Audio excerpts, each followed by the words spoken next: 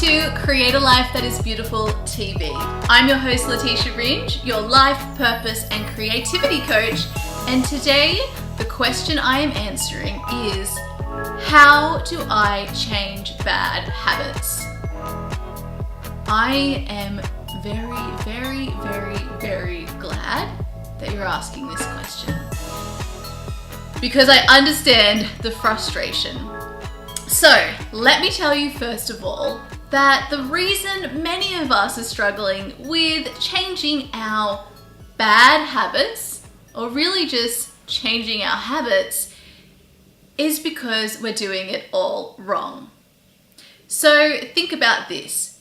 If you've been operating day to day on a schedule for quite some time, and then you try to change something, or maybe try to change the whole thing, you're going to be coming up against with some learned behaviors that are ingrained in your brain.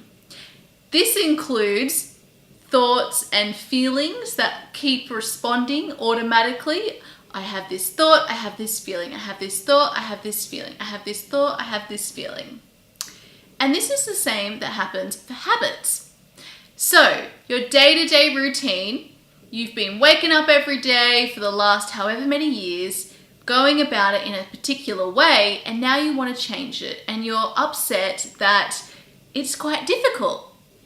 Well, the reason it's so difficult is because of this learned behavior that we've had, and that we're reprogramming our brain. We're creating new neural pathways in our brain to do something new. So often it can be easier to throw everything out and try and do something completely new, change your entire routine, but not when you're in the same environment that you have always been in. And this is because the environment has triggers that are sending you, thoughts that are going to then react with those feelings that we were speaking about. You have these thought loops. So all it takes is to be in an environment. This is why with people with addiction, they usually say, move you out of the environment, which is why we go to like rehab facilities and those sorts of things, because it's easier to give up learned habits when we are out of our regular environment. Okay, so what if you can't get out of your environment, which is what will be the case for most of us? The key is to start small. Our brain, when it's learning new things, can only learn so much. We have a limited capacity. So what we want to do is make sure we start with one thing, just one thing. So one small thing. So maybe it is that you want to get up earlier so that you can then go and exercise, and then. Okay, let's start with waking up earlier first. So you start small, maybe 5, 10, 15 minutes each day. You start getting up earlier. And you try to do this for a number of weeks, or however long it takes before it starts to become natural for you.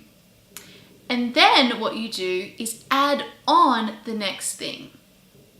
Now this is really helpful as well if you're trying to give up bad habits, because the more that we add more good habits into our life, the less space we have for those bad habits.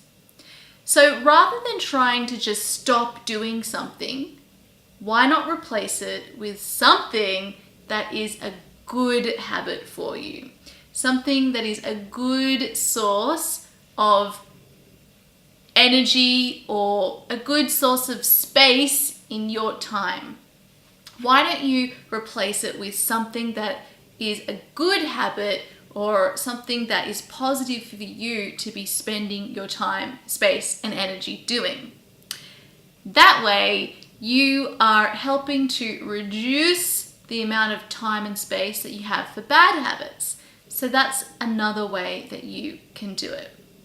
But what I want you to know is that it doesn't mean that you just aren't good enough, you're failing, you just can't do it all. We really do need to start small. This is how I do it. I just add on one thing, all the time. I'm always adding one thing on though. As soon as I get into a habit, into a routine with it, I add something else on. And I'm constantly tweaking my usual everyday, doing it this way. So I want you to think of your first habit, good, healthy habit that you want to add into your life. Write it down, and if you feel called to, share it in the comments below. Let me give you an example.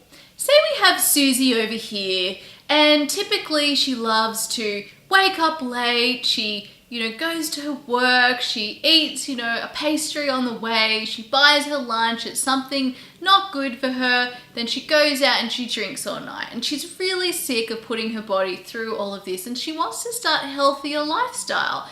So she thinks, what if I get up earlier and I go to the gym and I have time to make my lunch and I make breakfast at home, and in the evening, I don't get tempted to go out with all of my friends. Instead I go home and I do something that's, good for my soul, or I'm going to go and I'm not going to drink.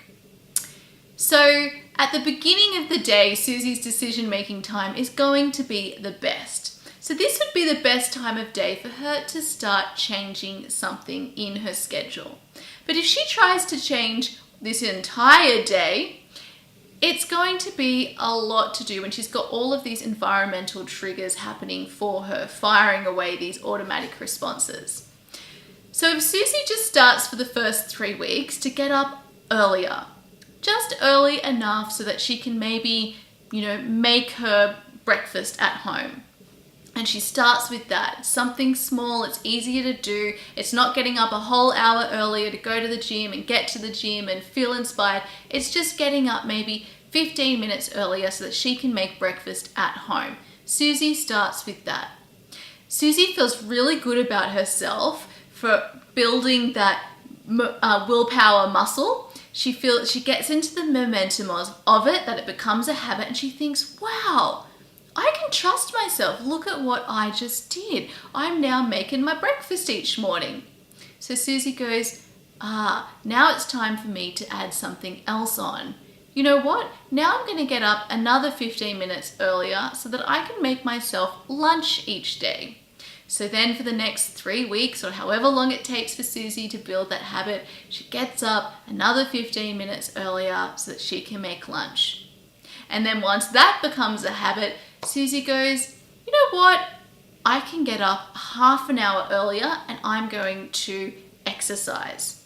So Susie starts to get up half an hour earlier. She makes sure she's got her clothes there ready. She's doing something fun because that's what's going to inspire her to get up. And she starts going for a run or doing some yoga or dancing or whatever it is she wants to do.